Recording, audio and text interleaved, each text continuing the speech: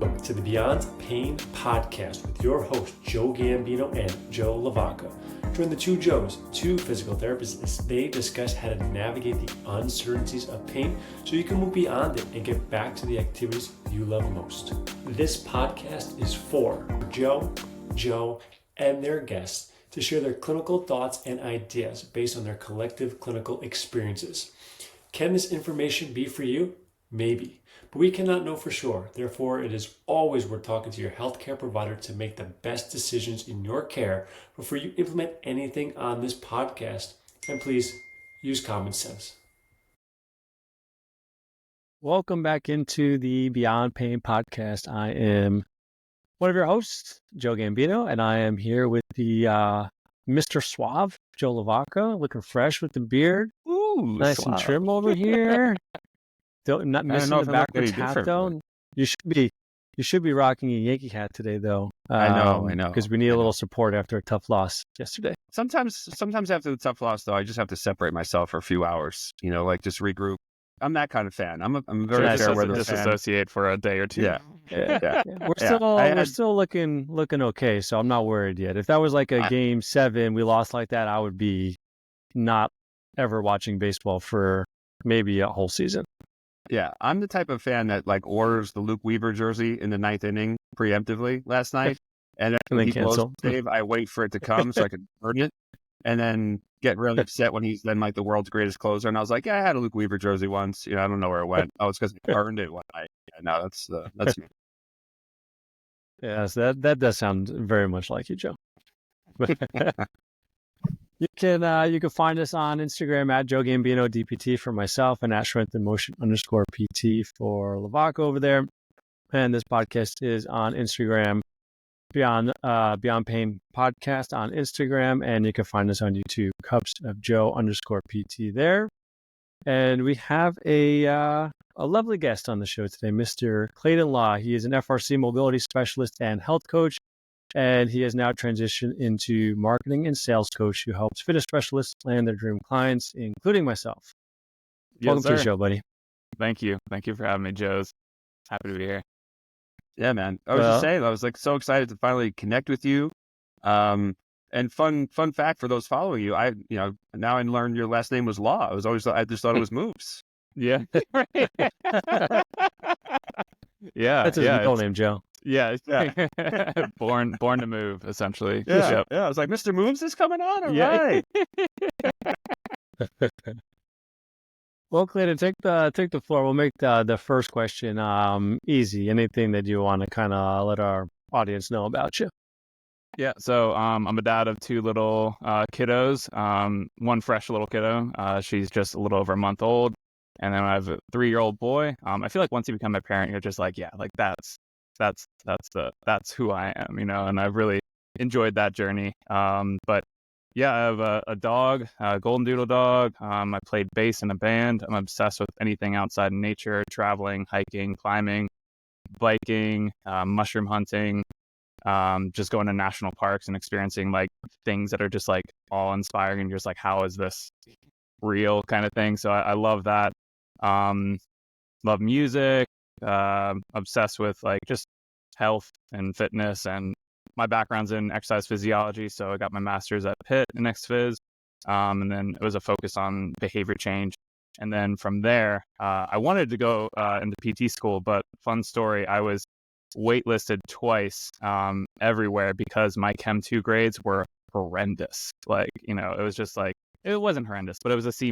But if you're getting into school, like, and you're going into PT school or applying to it, the rigmarole of just like, okay, here are my prereq cumulative GPA, here's my cumulative GPA. My cumulative GPA was awesome, right? It was like, 3.8, but my prereqs, because of the Chem 2 grades, it just like brought it down.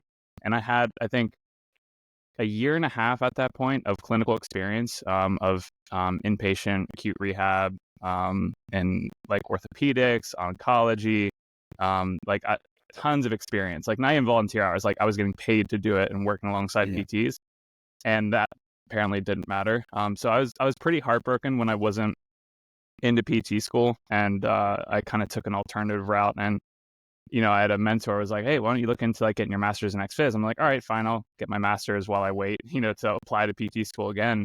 And I was able to get an assistantship, and they paid for it and all that kind of stuff. And then I kind of stumbled upon health coaching. I was like, whoa, I kind of like this, because when the scope of, clinical setting of PT, you're in, you're out, you're doing these exercises that are only, what the insurance bills for. And like, I seen a lot of therapists there that, were just like going through the motions, and they were like, dead behind the eyes. And just like, I was like, oh man, like, and so I really loved, client, patient interaction. Like I loved walking into a room and like making an impact, like how they were experiencing it. Because when you're in the hospital in an acute setting, you're seeing people at their worst. Like they haven't washed their hair in 3 days. They're in pain. They're, in a gown with like, their like stuff hanging out. And it's just like, they're not in a good place. So when you interact with someone, like in the first 3 seconds, right, you set the tone for how that interaction is and how they perceive you. So it was my goal to always just like lighten the mood and to bring a little bit of joy into their life and connect with them on a human level, like not just being like, oh, how's the weather, or just like try and ask them a little bit more detailed questions and try and leave them with a sense of like, hey, I'm a little bit better off than I was before. So I really realized that health coaching was a lot more my speed, because in my 13 years of working as a health coach, I help people with weight loss, quitting smoking. We have a stress management program, nutrition program. And so I was really able to look at the whole picture of health, to the scope of like what I could teach, and for the company I work for. But, and sometimes I bend the rules. I talked a little bit more, kind of some other stuff. But yeah, it was able to look at the full picture of health and really able to talk about mindset and spend more time with them than just like the, in and out. Now, again, you guys are both physical therapists, so there's a lot of different scopes of PT now, and that's such a blessing, right? Like you can work with clients all over the world. You can have a cash-based business in person. You can spend an hour with your patients. Like, so it really is changing out there, I think, a lot for the rehab setting. But from what I saw at that glimpse, like that was a turning point for me. So call it divine intervention or whatever it is. But now I get to also work with physical therapists and help them help more people. So that's really, what I get the warm and fuzzies on, is just helping people better communicate what they do and land clients and help change those clients' lives. Yeah, I think it was divine intervention. I've often been really kind of pushing people with experience, like, well, why do you want to go to PT school? What was the impetus for that? And I feel like a lot of it was, I just needed that degree to be valid in my field. And the funny thing is even with the PT degree I have, and you mentioned there's so many different flavors now, I just taught on Monday, and the word or the phrase I kept using, and I'm really glad that you said this, was just be more human. It was trying to help clinicians connect in a telehealth space. The one thing I said probably 50 times, I said, what's the main theme of this course, guys? Be more human. I think that this like behavioral health wellness is exactly what I've been pushing my practice to more and more. So it's really nice to hear how well you've been able to do with that. Well, fun fact for you, Clayton, in high school, I played the bass guitar myself. So we have Yeah, something love in the common. bass. That's right. That's exactly. But our real first question in this podcast that we ask everybody is, how do you take your coffee? Since we do have the loosest of coffee themes here on this podcast. I love it. Yeah, cup of joes. So my wife we found out she has a very high sensitivity to any drugs, like caffeine, Benadryl, make her super drowsy. Caffeine gives her like immediate anxiety. So I like pull like the smallest baby shot of espresso for it, like just the tiniest thing, and then like a ton of froth milk. So I typically make myself an Americano, like pull 2 shots of espresso and then fill it with water. But since I'm frothing all this milk, I'm like, I'll just froth some milk for myself. So I pretty much make like a pseudo Americano with some froth foam. And so, yeah, I don't know what you would call that, but that's what I've been doing. I mean, fancier than me. Joe, I really got to step my coffee game up, man. I really need you to kind of... has taught you that, Joe. I know. I'm like, yeah, does everybody just walk over and just dump like 4 scoops in their pot and then just it comes out black and you walk away? No, I mean, I've learned so much about people's coffee orders. It's crazy. It's wild. So living and getting to know my father-in-law, he kind of ruined coffee, wine, and olive oil and something else for me, because like we just like have really like he's like he's really into cooking. My wife's really into cooking. So it's just like, hey, like you drink that shit coffee. He's like, try this. And I'm like, great. Now I'm ruined. Now I'm like, and I'm not a coffee snob by any means, but I'm just like, yeah, I can't drink like office sludge coffee. I can't drink like, instant coffee. And same thing with like really good olive oil. Yeah, it's just like once you taste it, you're like, oh my gosh, I can't. So, but Chemex is a really good entry point. Like I love using a Chemex, and it's just like that glass kind of like carafe, and then you just do a pour over, and it's really easy. You just pour the coffee over, let it bloom, and then pour more over, let it go through, and you got some really good just straight black coffee. All right, I think Joe, right? Yes. Now that it's getting a little cooler, we're back to hot coffee in the morning. So last few days, that's exactly the process. All right. Nice. All right. Very good. All right. Well, Clayton, very nice to get to know some insight there, my friend. And yeah, dude, we're gonna dive a little deeper. And I think after our coffee question, the next thing we always love to ask guests is their kind of pain journey. One thing I always try to pay attention to, and I'm sure you guys can relate, is when you're working with people in pain, they often feel alone. They often think that you, me, and Joe never have pain, never have injuries, never have anything go on because we're the ones behind the curtain trying to help people. And so often that's not the case. So if you would be so kind, whatever you're willing to share with us, what has pain been like for you? Have you struggled with it? How do you overcome it? And I'll let you take the floor there, my friend. Yeah, so I'll kind of share my background with pain, and then, if you want to kind of reflect on anything about that, and then I can go into a pretty recent acute onset of chronic pain that actually led to surgery, back surgery, which is like nuts to me. You know what I mean? Like I like it was my first ever surgery, never broke a bone, never anything, and so then they're like, all right, first surgery, back surgery. I'm just like, shit. Like, oh, can I swear in this podcast too? Is that okay? Okay, cool. Yeah.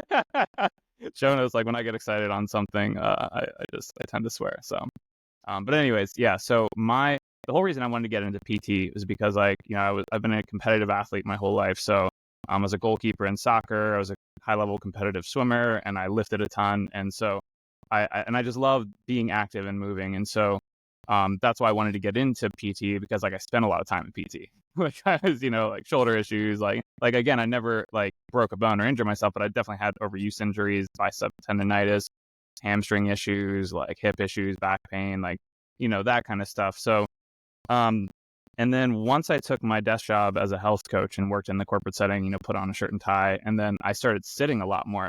That's when like back issues really started to pop up. And, I started to have like, referred nerve pain down my legs, back issues. My hamstrings were so tight all the time. It was just like not great. And to the point where I got checked out and they're like, oh yeah, you do have like a herniated disc. And they're like, we could do surgery. Now this was like years and years ago. Like I was just out of grad school working like maybe a year and a half, 2 years. So it scared the shit out of me. I was like, what are you talking about? Like I'm in my early 20s. Like I'm not getting surgery. What the heck? And I was, and talking about like clinician, like bedside man, like he was like, yeah, we could probably do surgery if it, if it doesn't get better in like a month. And like, just completely, disregarding like how that would, like a statement like that would make me feel.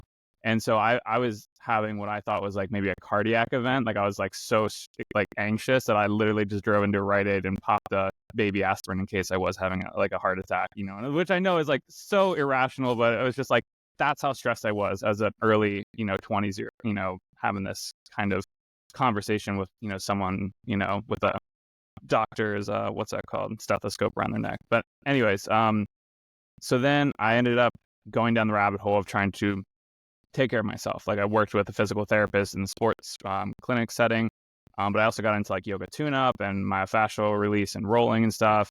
I took Jill Miller's yoga tune-up course, not with the intention to teach, like solely just like, I want to get better. I want to not be in pain. And so then I did that. And then I quickly stumbled into functional range conditioning. So then again, like I'm just a nerd. Like you just give me a good PowerPoint and like, nerdy, heady stuff. Like I'll dive into it. So like it was as much as like I wanted to solve my own pain as much as I just wanted to nerd out on this stuff. And so then I got certified in that because I was like, what better way to learn how to implement this stuff than, practice it. And so did that. And then I started to feel a whole lot better. And to the point where there was this Groupon for this rock climbing gym. They're like, hey, 4 punch pass for like $20. And I was like, all right, let's try it out. You know what I mean? And I did it and immediately became addicted. So like the next day I went to REI and bought rock climbing shoes, chalk in the bag, and I was climbing, 4 days a week for like 3 years. And so from there, once I started getting into climbing, I also realized that I wasn't made of glass. I think that's a really important part of people's pain journey, is to not like, there's so many, like in my like marketing and sales consulting role, I've helped so many different movement specialists and health and fitness specialists, like any acronym certification after the name, I've helped them. And so I'm not like one is better than the other. I think when you boil everything down, it's all the same. It's just like move your brain more. So, but there's definitely nuance there. But what I found is I spent a lot of time in my pain journey kind of babying myself a lot and doing like this low effort, kind of low, like tinkering kind of stuff, passive modalities like rolling. And again, I think all of these tools have a place along your journey, but like when you're only using one tool, it's typically not going to be best. It's got to be this kind of layered, approach of like, hey, now you've done this and you're feeling this. Cool. Now let's introduce some of this. How does that feel? Let's talk about this. And there are things that are always happening, but I through trial and error, and I'm sure you guys have experienced this in your pain journey, you just realize like, okay, it is a multifactorial approach and there are things that are important at certain points. So the rolling was really helpful for me to just like connect and feel things and down regulate and just get some feel good stuff in there. And then like the mobility stuff is actually identifying and improving my deficits. And then the strength training and then rock climbing, because for me, like rock climbing was, like I said, you realize you're not made of glass and you can do hard things. And you can also have a sense of joy. Like, you know what I mean? If your whole purpose is like, I got to get out of pain, it's just like, that's your thing, right? If you don't have a goal you're actually moving towards and something you're inspired to do with your body, then what's it all for, right? And so like, I think that people really have to have their why in order to get out of pain. If you're just like, I got to solve this pain and that's the only thing on your radar, good luck. Like, just good luck, because it's not going to work. And I really hope that if you're listening to this podcast, please find something. Now, it doesn't have to be something as crazy as rock climbing or like, jujitsu with someone trying to rip your arm off. But like, could it be gardening? Could it be mushroom hunting? Could it be like hiking? Could it be bird watching? Could it be something that is like low barrier to entry, but there's a little bit of physicality woven into that hobby that, like, hey, if you want to go bird watching, you got to climb up these hills and these trails to be able to like identify this cool bird that you've heard and you want to be able to see it, right? So I think that is such an important part of my pain journey that rock climbing gave back to me. I was focusing on something outside of my own mental world of what my body was experiencing. And so then with that also came community. And so like some of my best friends, like our godparents, like two of our best friends, they're godparents to our kiddos, and they live in like a what's that called, like a big Airstream, and they have like a truck that tows it, and they have 2 dogs, and they just go to like all these national parks all over the West Coast and stuff. And so just meeting them and some other people and just like so many amazing human beings in that climbing world.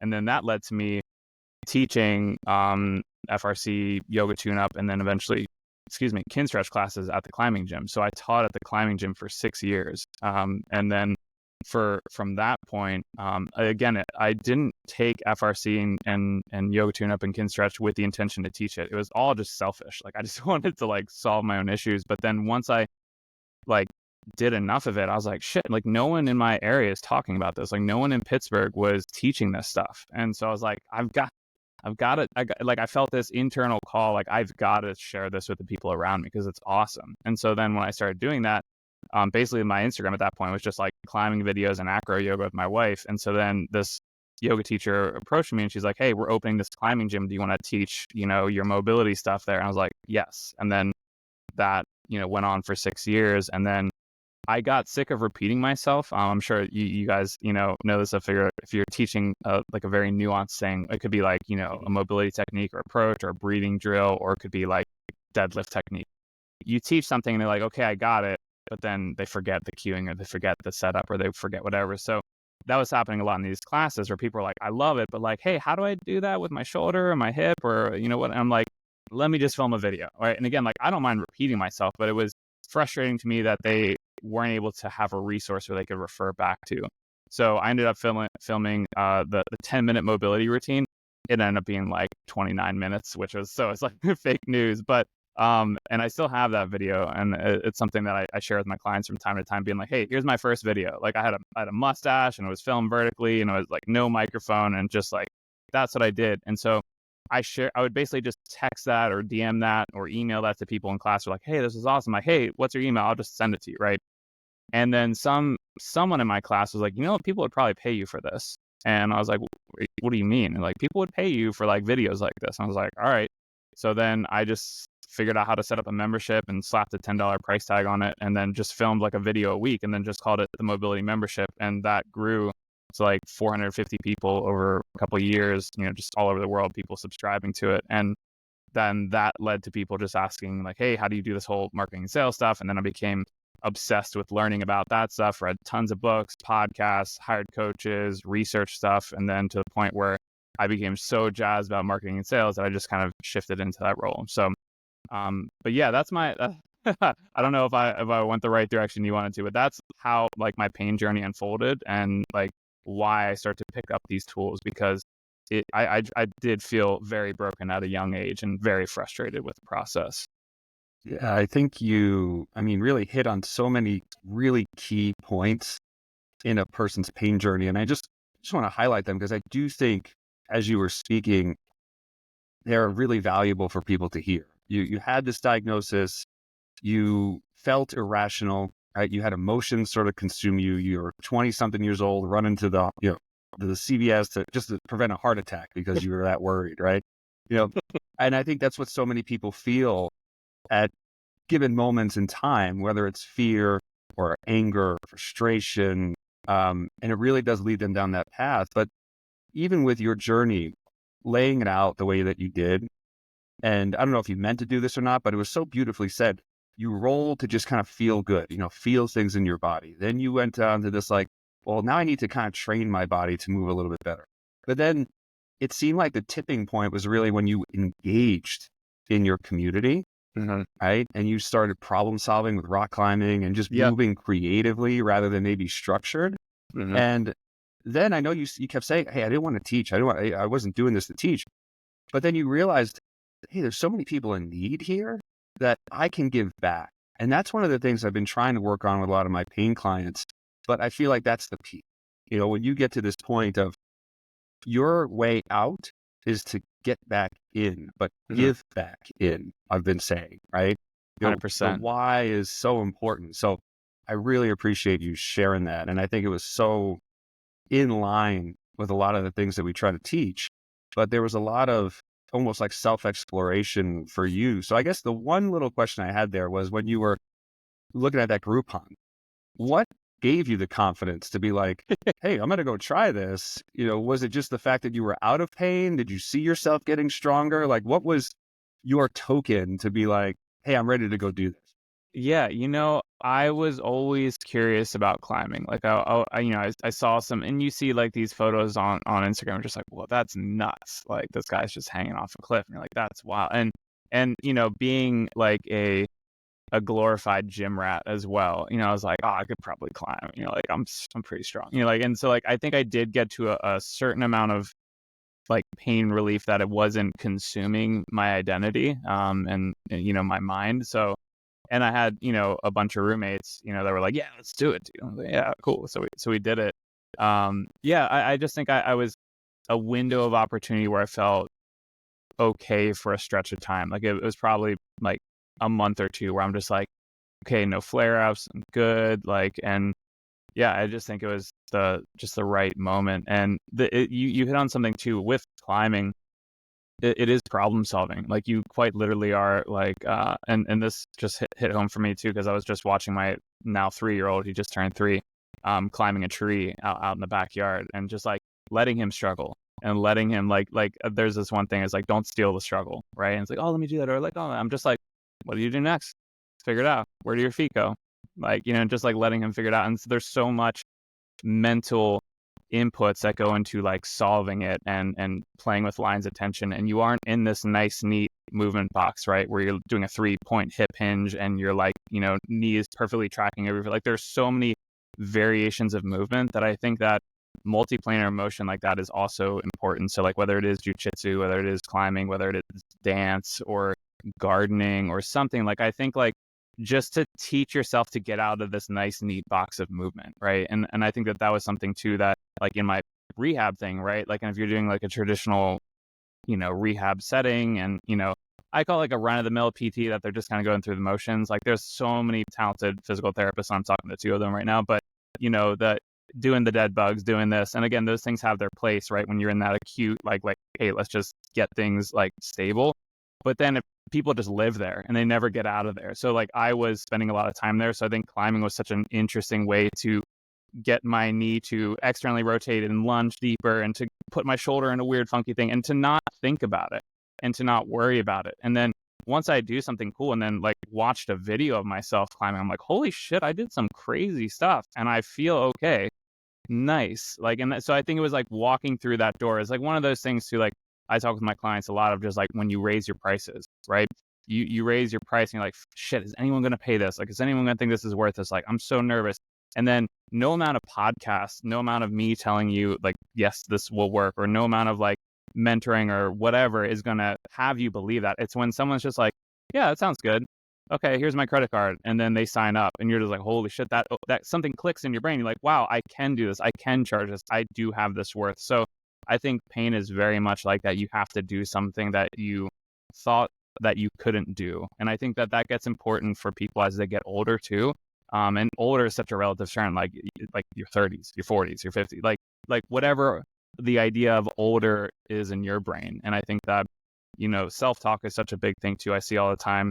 And I follow a lot of like, pain experts and mobility people. And, it's like, they'll share these clips of people be like, oh, now you're 30, like, okay, buckle up. And it's just like, that is such a damaging, like inner monologue to adopt, right? You can hear that stuff and just like, I'll hear it all the time. Like my brother, when he found out like my back issues that I was having, he's like, oh, you must have got the bad back from our dad or something like that. I'm like, that's not how that works. It's like, you know what I mean? Like, and it's just like these beliefs that if you say them, it impacts your nervous system, it impacts your whole being, right? It's the same thing of just identifying as a diagnosis, right? So like if someone's a diabetic, they're like, oh yeah, I'm a diabetic. And it's like, no, like you are someone with type 2 diabetes. You are someone who is unable to regulate their blood sugar, like, or I'm a this, or I'm a that. And they cling to their diagnosis, they cling to it, and it becomes part of their identity. Like when I was, dealing with like on and off back pain for years, like that was my identity. I would almost be like, hey, I'm Clayton, like I got herniated L5S1. Like, it's just like, it consumed me and it was so limiting. And so I think that, it is so important to just move your bodies in unique, weird ways to just like smash some of that up there. Yeah, I like that. And kind of going back, you said like, you felt like glass specifically. And I feel like there's like two types of people mainly that kind of fall into these like pain buckets. It's like people who have pain and then they want to baby themselves and they don't really want to load it because they're afraid of getting worse. Mm-hmm. You have the complete opposite side of the spectrum where people just like can't stop overloading themselves and kind of put themselves into that pain bucket as well. So it's interesting, but I'm glad you're able to kind of find that journey out. But I kind of want to switch here. I'm curious, especially with your background with helping build habits. One of the common themes, I mean, we're all parents here. I work with a lot of parents. Time is a big component for people as far as just getting, working on their pain, getting into their fitness, the combination of the two, right? Having like, oh, I need to do all of this stuff in order to feel better. What are some of the bigger hurdles that you see with people that are just like, they just really struggle to get into fitness, work on their pain, even if it, nutrition and stuff like that? I think of it like they feel like they got to do all the things or they do nothing. I see that so much in my like family, like family members or close friends, or like you see that all the time where it's just like, think of it like this. I'm not going to use a painting or movement example, but like, hey, I want to get into recycling, right? And then they're like, I'm going to start like recycling or doing, reuse stuff. And then someone comes in, they're like, well, yeah, but are you doing this and you doing this and you doing this and you got to compose and like, it's like, this is as much trash as I had for a whole year. Like, are you doing that? And it's just like, so when you go to the extreme end of any spectrum of anything, right? It feels paralyzing because like, well, I'm not doing that, so I better not do fuck all, right? And so for that, it's kind of like, I feel like that's where people are, right? They're like, okay, if I'm gonna make my hip better, if I'm gonna get out of back pain, I gotta do this, I gotta do that, I gotta do 20 minutes of this, I gotta do 20, like, and so there's such a huge barrier to entry for people that they end up doing nothing. And it's the doing nothing that keeps them stagnant. And so for me, it's, if you look at, James Clear's work, it's just like small things that stack on one another. So I'm like, can you do the minimal viable thing, right? So start off small, like, hey, can you do a 10-minute mobility routine every day, right? And not try and do all the things. And then from there, it's like, okay, cool. Can we go on a walk every day? Cool. Can you do this every day? And just like it's all about building that confidence. Like if I was like that first day of, going to the climbing gym, right? If I'm just like, okay, Clayton, you're now going to climb 4 days a week for 3 years. I'd be like, I don't think I can do that, right? It would just be, my brain couldn't wrap around it. But it's just like, once I finally, and I'm like, hey, can we go back again? Like, hey, we could go Thursday. You guys want to go Thursday? Yeah, I'll go Thursday. I'll be there. Like, I got this win. And so then it was you become the person who can do that. Like, you don't just like say like, okay, I'm going to do the things that the person who is out of pain can do. I'm going to do all these things because it just feels like too much. So I feel like if you're in your pain journey, like just do the thing that is like accessible to you, right? Like go on a 10-minute walk every day, try and hit like a 3,000 step goal, like whatever it is, and I feel like once you get that and get into a groove of that, you'll know when you want to add something else to it, right? And having someone in your corner is huge too. Like please, if you feel alone in the process, like hiring a coach or hiring like a pain specialist or hiring a physical therapist or whoever you resonate with, whatever the methodology is, like just having someone to like help provide accountability and support is huge. So I think that's where a lot of people go wrong. They try and do it all and then they do nothing.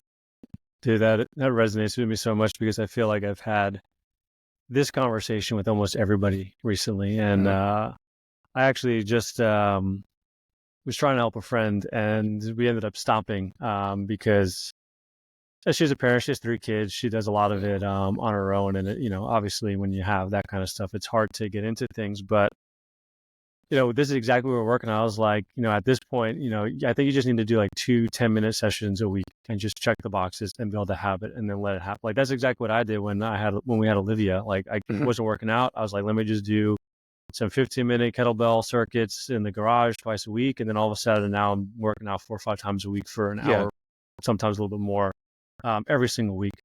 And when I told her that, she literally laughed at me like it was a waste of her time, like to do that. I was like, well, you're not doing anything now regardless, right? Like you need to take the step back. So I guess my question for you with your background is, I think that's the kind of a hurdle for a lot of people is they think doing less is not worth their time. So they don't want to take those baby steps to build the habits, even though it's exactly what they need.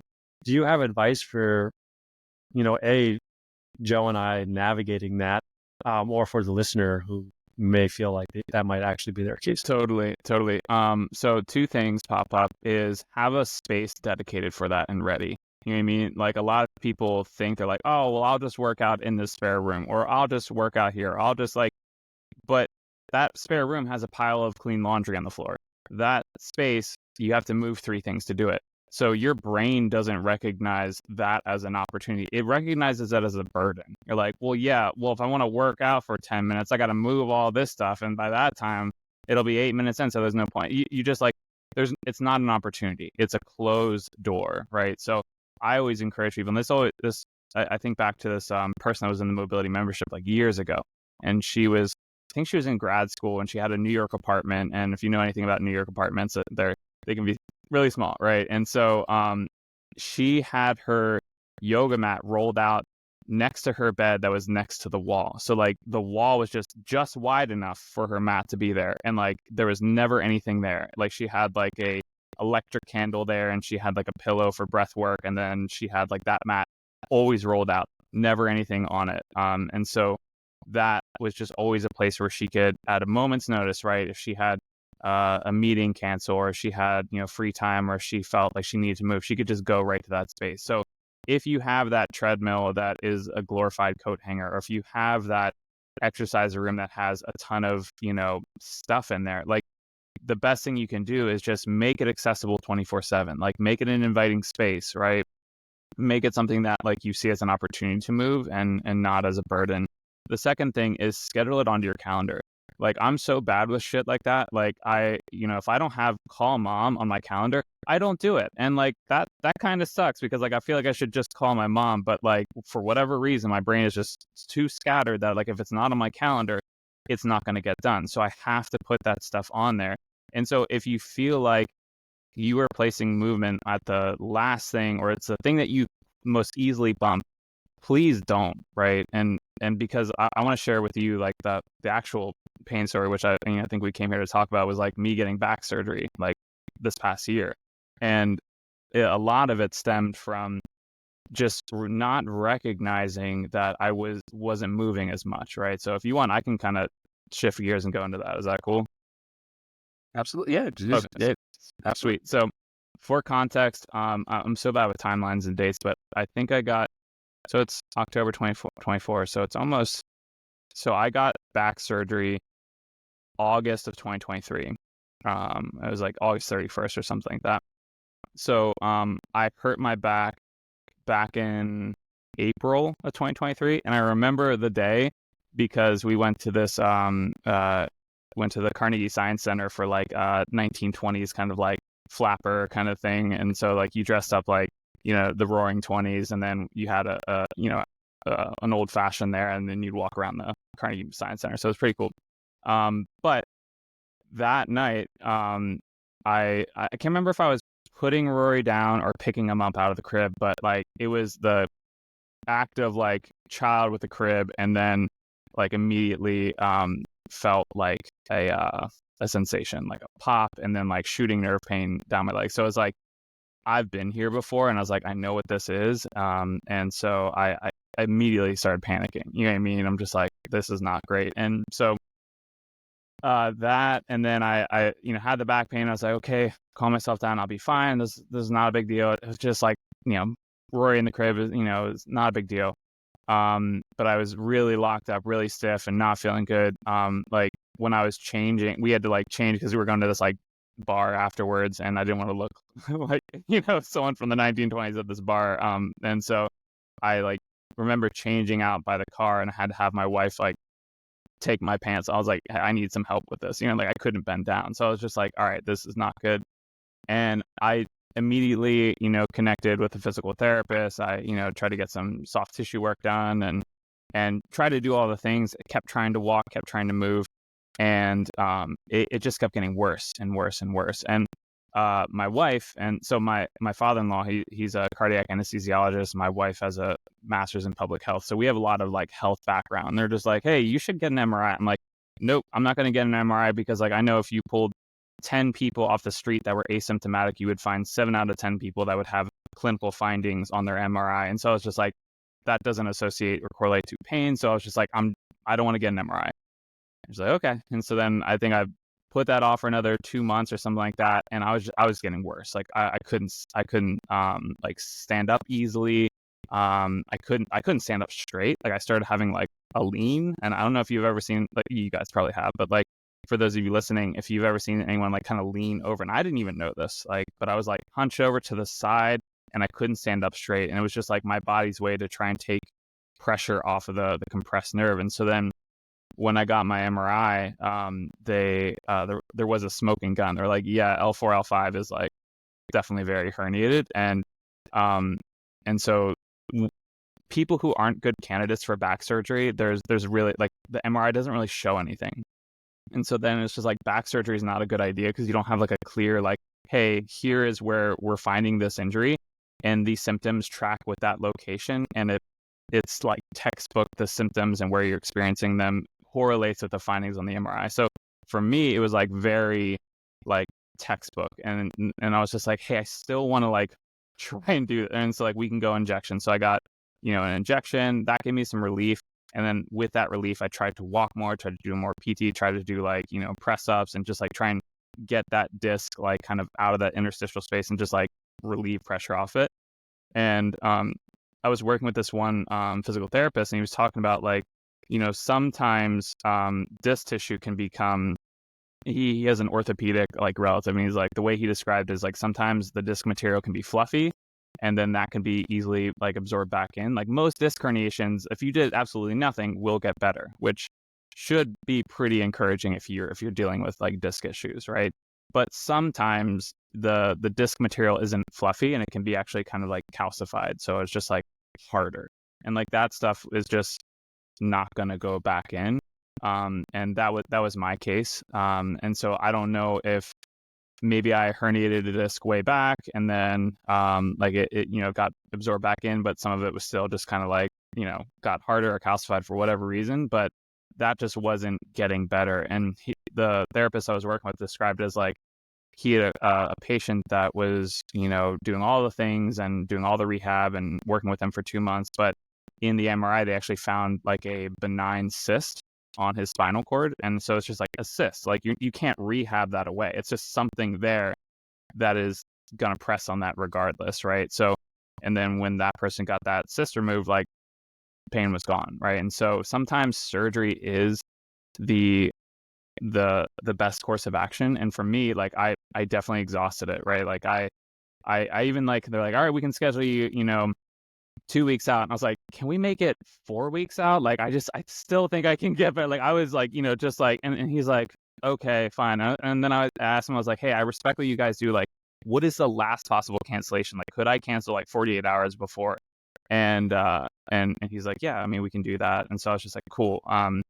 And so I was this intention of, doing that. And then it just kept getting worse and worse. Like I couldn't sit, I couldn't stand. I was like, I told my wife, I was like, it's hard to exist right now. I was literally crying myself to sleep, like from 6 p.m. to 9 p.m., just like awful. And I don't like taking pain medication. So I was just taking Tylenol and Motrin. And it was like, it was the worst part of my life. It was the worst pain I've ever felt. I felt so depressed. I was just like, drinking, to try and like numb myself out. I was just eating tons of like chocolate and ice cream and just like putting on weight because I was just like in such a dark place, and I couldn't enjoy my kid. I couldn't enjoy like all this stuff. And so it was really just like a dark place. And so at that point I was like talking with the surgeon's office, like, can we move this up? Like, can we like, it was I changed my tune pretty quickly. And it was just awful. And to like I had to walk with a cane, and then I had to walk with another cane because like the walker just wasn't gonna like maneuver enough. And so my wife cheekily called me two canes. So she's like, they call him two canes because he's got a few, and so like two chains. And I was like, that will be funny to me soon, Carrie. I love you, but like yeah.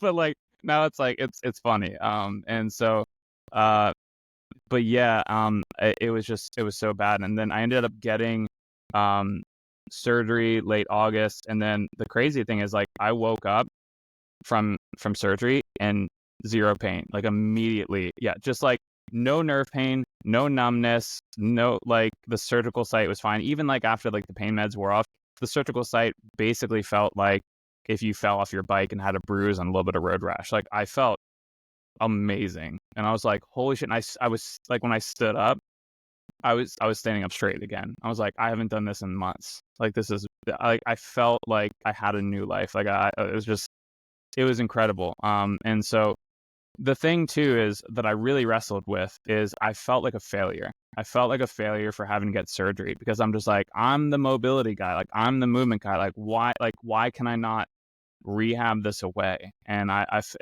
wrestled with that and I think that's why I put the surgery off for so long. And I felt so guilty about it and ashamed about it. And when you have all these things, right, what I've learned about pain is the multifactorial approach. And you talk about the biosocial, pain model, and you hear and you're like, okay, I get it. But like when I look back, and I don't know if you guys have talked to Charlie Merrill. Are you familiar with his work? He's out of Boulder, Colorado. I think he's a physical therapist, but I'll connect you guys with him. You should have him on the podcast because he's awesome. And I was like messaging with him, and I was just like, so much like like I'm trying this, I'm trying that. Is there a specific movement I can do? And he's like, dude, tell me what's going on in your life. And so I started telling him, and we were, again, you guys know this because we were talking about it, but we're finishing up a 4-year home renovation, which is like the biggest overhaul of my life. It's we bought a house from the 1900s and hadn't been touched from like 1950. And so we literally gutted the entire house, worked on it on the weekends, had a baby, like doing all this manual labor, like concrete work, like structural work, like all this other stuff, and running a business, making money to fund the home renovation, like all this stuff. And then my mom had some health issues. So she had 2 strokes. And then she's stable now and living, pretty good life. And then my dog had some sort of seizure or stroke. And then my son had hit his head on a table, which kids do. And then we had to get stitches and like all these things, and just like the cumulative stress of just kind of being unearthed from like not living in your own space. Like we're living in my wife's parents' house while we do this full complete renovation. I realized looking back that I had a lot of shit going on, and also in that time my parents had also gone through a 2-year long divorce. It was really messy. And so like all these things, and I'm just like, yeah, I've gone through a lot. I've had a lot of stuff on my plate, and I didn't. Missy Bunch talks about this. She talks about the concept of a threat bucket. And so like I had a lot of shit in my threat bucket, and a lot of things going on. And I think that the straw that broke the camel's back, like lifting my kiddo out of the crib, like yeah, that was the thing, but like it was everything else, right? And I was like running myself into the ground. Like when I was basically teaching that kin stretch class on a Sunday, and then going and doing like 6 hours of manual labor, and then coming home and like showering, and then like helping taking care of a toddler, and then going to bed, right? So like my life was at full capacity, and I didn't realize it. And so I think that paired with not moving enough. I was doing manual labor and stuff, but I was sitting for my job all the time. So like I have a treadmill desk over here. So like when I'm doing documenting or in between, I'm on that. And I realized like all the stress and not addressing that and not having that outlet, or not putting too much on my plate or on my shoulders. And then paired with just like extended hours of sitting, like those 2 things, I think is what really led to my back issue. So that's a general story there for you. Yeah, no, I think again, it fits so well with the whole theme of what you've been talking about, Clayton, and a lot of the things that we talk about with clients all the time. And you brought up a really good thing that I don't think it's talked about enough, or maybe pushed by enough healthcare professionals. Yeah, we know that MRI findings and X-ray findings are normal past a certain age. But I think the other thing is the time it takes those adaptations to occur is not talked about. So yeah, I could have herniated discs all up and down my spine, but I never had a moment like you where you felt a pop, an instance, right? Where maybe the state of that tissue changed from one state, in or kind of in, to really herniated and bulged out. It's those quick changes in tissue that are always going to be probably most hard to deal with from like a physical therapy standpoint or movement standpoint. And it's where you need medicine. Like think of a broken bone, a trauma to a bone. My bone was completely fine one time. I fall. Oh, it's broken. Like there's not much I'm going to be able to do. That break didn't just gradually occur. But then when you compare it to something like osteoporosis, which is very gradual, well, now you can come see me and you and Joe, and we can sort of like repair the bone and build it back up. So I think that time component is really important. I think that when you're working with all your people, and for the people out there are lots of good surgeries, and I'm trying to be better about that as a PT, because to see and hear your story, rather, with the suffering that was in there, right? And that's what it sounded like. You were suffering. It led to some negative coping strategies for you, but then in the background, you're like, I could do this, and looking within yourself, and acceptance has become a big thing in chronic pain recently, acceptance and commitment therapy. And I think a lot of people are misinterpreting that as I have to accept my pain. I have to just be like, this is my life and it's going to be miserable. And what am I going to do about it? And I'm like, well, hold on. No. You have to accept your options, right? Yeah. Like your options right now, your best one might be surgery. What is the barrier there? Is it money? Is it finances? Is it not, is it worrying about the recovery? and then we need to sit down and address each individual barrier. So thank you for being so open with that part of your journey. I know that was probably very difficult for you and your family. I really am happy though, where your wife has come out being like, 2 canes. I hope she had some strobe lights or like some champagne bottles when she came out and said that or something, or maybe because you have the kids, it's like bottle service, like a milk bottle coming out, 2 canes, bottle service time, So, no, that was really good. I think that there's maybe just one thing that I wanted to ask, and then I'll obviously open it up to Joe and you guys for any other final points that you want to make. But when it came to now your story and you going through that, how have you helped people, or where was the maybe biggest strategies to help people with that acceptance, to maybe help them with their behavior change? I know you started outlining a couple of ideas with creating the environment, putting it on your schedule. Were there other, 1 or 2 things too that you maybe add to that list, either combining your story or what you know as a health coach to help people through their acceptance and change process?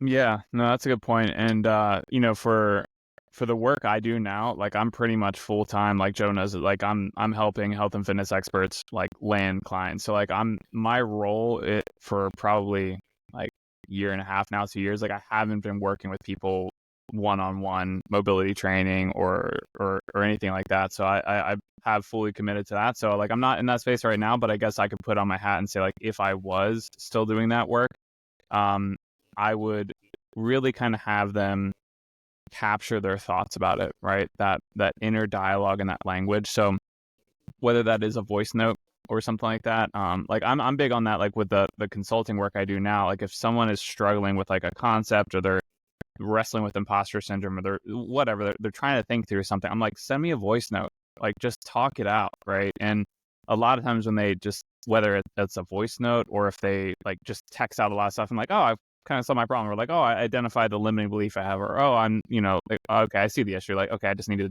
do this more or do this, right? So I think for someone wrestling with pain is like, you have to identify your inner narrative. So if it is like, if you have an iPhone or an Apple Watch, just hit the voice note and just riff on it for 2 or 3 minutes and then listen back to it and just listen like how you talk about your pain or how you talk about the injury or how you think about it or what's really holding back. Like, so for me, like I was like, it was also like the shame of like, oh man, like I'm really hurt. And like, I didn't tell anyone. Like when my brother finally knew how bad it was, I was like, yeah, I'm thinking of getting surgery. And he's like, what? He's like, I had no idea. And then like when he saw me in person, he's like, dude, you look awful. Like, what is going on? So I think I was very secretive about it. And only my immediate, like even my clients didn't know, right? Like my marketing and sales clients, like I was just like gotten through these sessions and stuff and just very secretive about it. So I think like if you can confide in someone, whether it is a coach or a professional you're working with or a family member or friends, like I think if I would have talked about it more, I think I would have been better in a lot of ways. And then just really assessing that internal language, because it's like the mind and what you believe to be true is really the garden on like what kind of happens, and not just like, oh, you think it and then it's so, but it steers your behaviors, it steers what you do, and it steers like it'll take options off the table. And so I think that just exploring the thoughts you're having and the self-talk is such a big thing. I don't know if I would have been managing my stress and talking about it more if I would have not have to get surgery. I'm not sure about that. I'm thinking like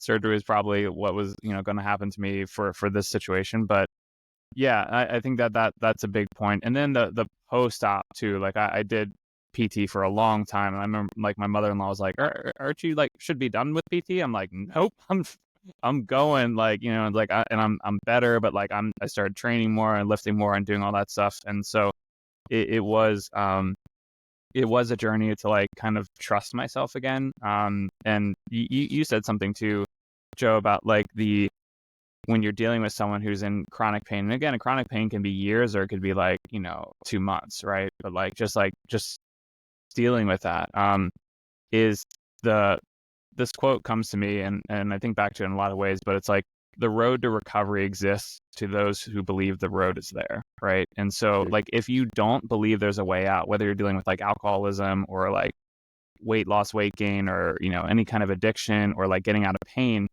or like cycles of bad relationships, or like whatever it is, like whatever life situation you're wrestling with, if you don't believe there's a way out, like guess what? There's not going to be a way out, right? Like you're creating that environment, and you want to believe what you're saying to yourself. So if you're just saying like, man, I'm feeling like shit now, this is awful now, but like I know I can get better.